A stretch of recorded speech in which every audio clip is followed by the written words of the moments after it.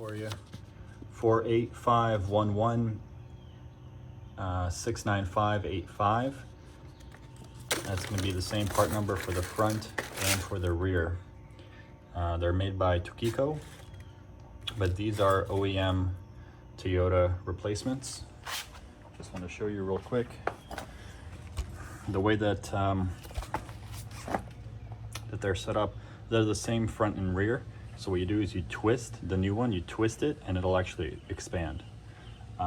First thing you're going to do is take WD-40 and spray WD-40 on the top nut. Spray it here on the other side as well. And then you're also going to disconnect the sway bar link. Spray here and there. So there's the old sway bar link, which I'm replacing as well. We're going to change out these bushings.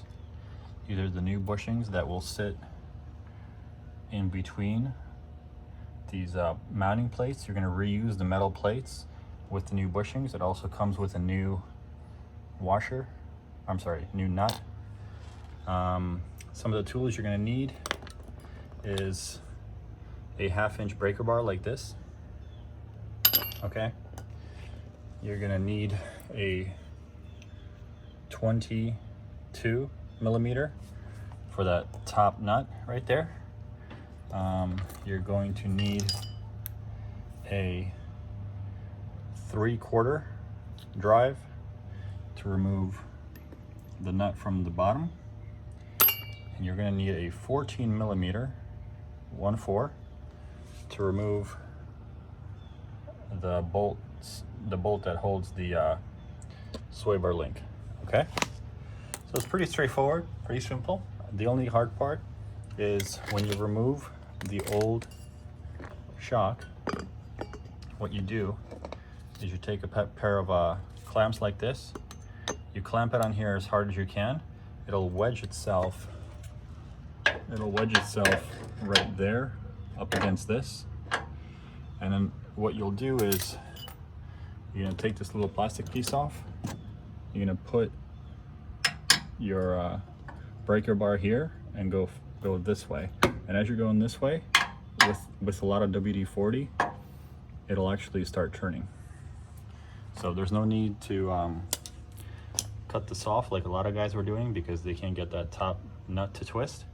Afterwards, what you're going to do is take, very carefully, don't hit the heat shield, take a little floor jack it up just enough so that this upper control arm comes up like an inch. That'll give you just enough clearance to remove the shock assembly down this way.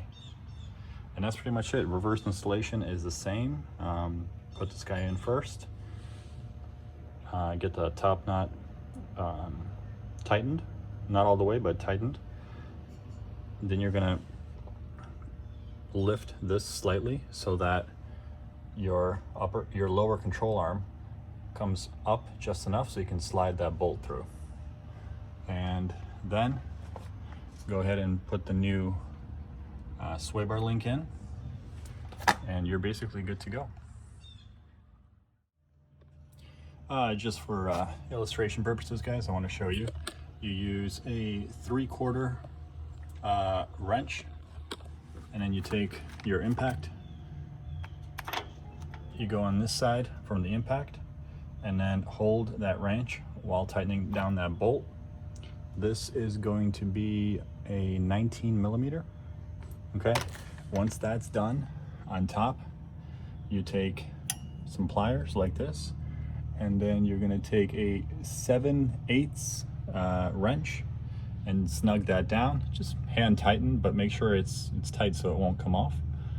You'll feel it towards the end once it starts tightening up, and basically that's it. So 3/4 here, 7/8 up top, and an impact preferably if you have one. Here are the stabilizers, the sway bar links.